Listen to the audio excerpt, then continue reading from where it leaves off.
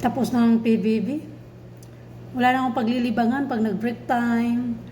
Bago matulog. Wala na si Piang. Iba kasi yung nasa loob ng PBB, ano? Paano yan, kuya? Tapos na, kami naman. Oh. Kami naman mga OFW. Papapasukin mo dyan para malaman nyo kung ano ang buhay ng OFW. Wala nang audition. Kumuha ka sa Jeddah, 2. Kumuha ka sa Riyadh ng 2. Sa Qatar, Dubai. Yan.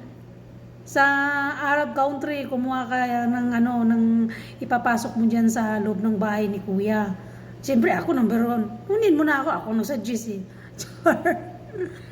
Di ba, ang saya siguro, malalaman lahat kung ano yung mga kwento ng buhay ng mga OFW. Wala nang audition, basta bawat country na na mga OFW kumuha ka ng dala-dalawa, di ba? 20 person yan. Oh, di ba?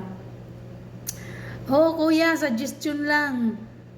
Kami naman mga OFW, ipasok mo dyan sa loob ng bahay mo para malaman lahat ng kung ano yung buhay-buhay namin dito sa abroad, especially dito sa kinalalagyan namin.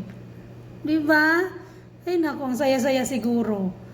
Oo. Tsaka na yung mga iba kami muna. Charot.